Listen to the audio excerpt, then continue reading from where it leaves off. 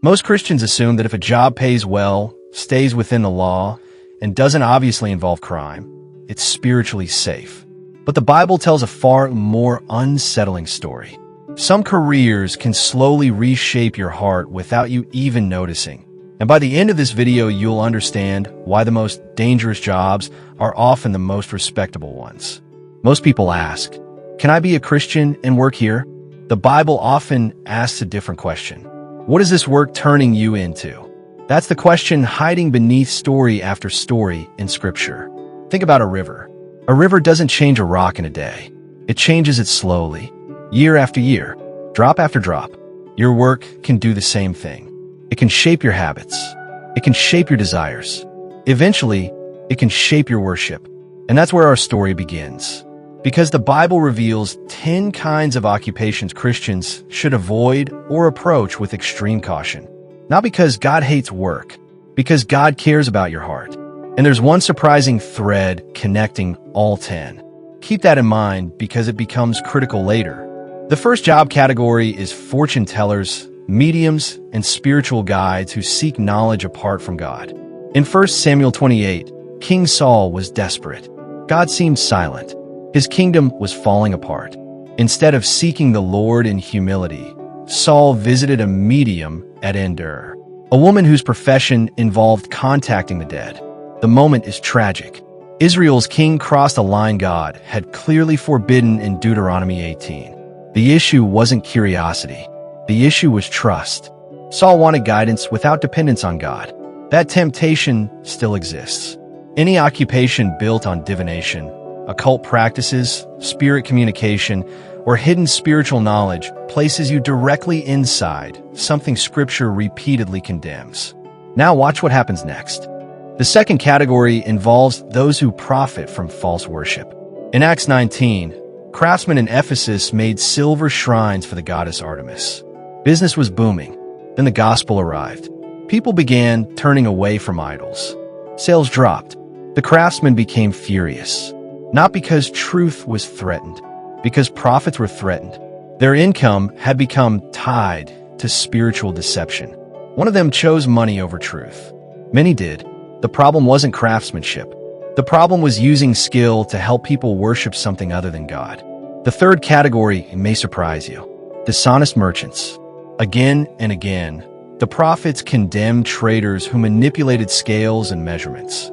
Amos chapter 8 describes merchants eager to cheat customers while pretending to be righteous. Imagine buying a kilogram of grain and receiving only 3/4. Imagine paying full price every time. That's what was happening. The occupation itself was honorable. The corruption wasn't. But here's what nobody asks. How many modern professions quietly reward dishonesty? How many careers tempt you to exaggerate, manipulate, conceal, or deceive because the numbers look better afterward? The tools change. Human nature doesn't. The fourth category is exploitative lending. Throughout the Old Testament, God repeatedly defends the poor. In Ezekiel 18 and Nehemiah 5, wealthy people are rebuked for taking advantage of vulnerable families. They saw desperation as a business opportunity. They treated suffering like inventory. That should stop you for a moment. Because Scripture never condemns honest business. It condemns profiting from another person's helplessness. The fifth category involves occupations built on sexual exploitation. Proverbs repeatedly warns about those who profit through sexual immorality. The warning extends beyond ancient brothels. It reaches into every industry that treats human beings as products. Every profession that monetizes lust eventually damages both seller and buyer. God's concern is never merely behavior. It's dignity. It's image-bearing humanity. It's the sacred value of a person made in God's likeness. Now the pattern is becoming clearer, but we're not at the deepest layer yet. The sixth category is corrupt political power. Consider the tax collectors of Jesus' day. Many collected more than Rome required. The extra money stayed in their pockets. Luke 19 introduces Zacchaeus as a wealthy chief tax collector. His profession had become associated with greed and betrayal. Yet something remarkable happened. Jesus called him. Zacchaeus changed. He repaid what he had stolen. the story reveals something important. Sometimes the occupation isn't inherently sinful. The system surrounding it is. And followers of Jesus must constantly examine whether their work requires them to violate God's character. The seventh category is violence for unjust gain. Scripture recognizes legitimate authority and protection. Yet the Bible repeatedly condemns those who use force for personal enrichment. Micah speaks against leaders who devour the people they should protect. John the Baptist told soldiers to avoid extortion and false accusations. The danger wasn't service. The danger was abusing power. Remember that, because it becomes important later. The eighth category is false religious leadership. This one hits especially close to home. Throughout Scripture, God reserves some of his strongest words for spiritual leaders who manipulate people. In Jeremiah 23, shepherds scatter the flock. In Ezekiel 34, leaders feed themselves instead of caring for God's people. Jesus confronts religious authorities who burden others while pursuing status for themselves. The frightening reality is that ministry can become an idol. A person can talk about God constantly while drifting further from him. That's why James warns that teachers will be judged more strictly. Spiritual influence is powerful. Misusing it is dangerous. Now we're moving even deeper. The ninth category is any occupation that rewards injustice as a normal practice. Think about Daniel in Babylon. He worked inside a pagan empire, yet he refused corruption. He refused compromise. He refused to worship the king. Daniel proves something many Christians forget. You can work in a difficult environment without becoming part of its darkness. The question is whether the job requires participation in evil. If faithfulness costs you promotion, influence, or comfort, what will you choose? That's the real test. And now we arrive at the final category, the one connecting all the others. The 10th dangerous occupation is any job that becomes your God. The answer was never a specific profession. The answer is idolatry. Throughout Scripture, people repeatedly take good things and make them ultimate things. Money becomes a god. Success becomes a god. Influence becomes a god.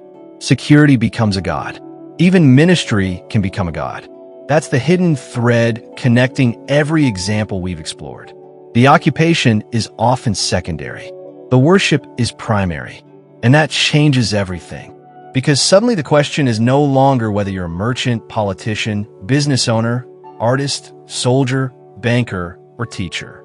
The question becomes this: who owns your heart? Here's the part that gets personal. You may never carve idols from wood. You may never consult a medium. You may never sell silver shrines in an ancient marketplace. But you know what it feels like to be tempted. You know what it feels like to compromise a little. To stay quiet when you should speak. To bend the truth because everyone else does. To chase a promotion because it promises significance. To find your identity in achievement. That's where these biblical stories meet your story. Because work is never just about work. Every day your job is training your heart towards something. Toward God, or away from Him. And the stakes are bigger than a paycheck. Now the story expands beyond your workplace. The Bible presents a cosmic conflict between two kingdoms. One kingdom says, build your own name. The other says, trust God's name. One kingdom worships power. The other worships the Creator. One kingdom promises life while draining it away. The other offers life that never ends.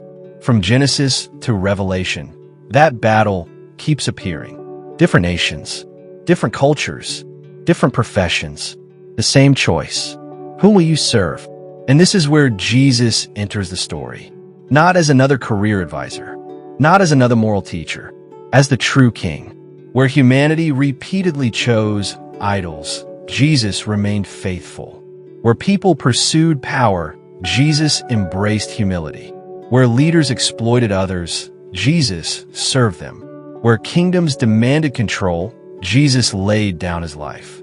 At the cross, Jesus confronted the deepest problem beneath every dangerous occupation. The human heart's tendency to worship something other than God. Then he rose again, not merely to forgive sin, but to create a new people whose identity is no longer rooted in status, success, money, or career. Your job can never save you. Your title can never define you. Your income can never secure you. Only Jesus can carry that weight. So if you're wondering whether a particular career is spiritually dangerous, start here. Ask whether it consistently pulls you away from Christ. Ask whether it requires participation in what God calls evil. Ask whether it is slowly becoming the thing you trust most. Because the most dangerous job isn't always the one that looks sinful. It's the one that quietly takes God's place in your heart. If this video challenged the way you think about work, you'll enjoy our next video on the hidden idols modern Christians rarely recognize. It connects directly to everything we've discussed today. And if you'd like to stay on this journey through Scripture together, consider subscribing. We'll keep exploring the surprising stories, warnings, and promises hiding in the pages of the Bible.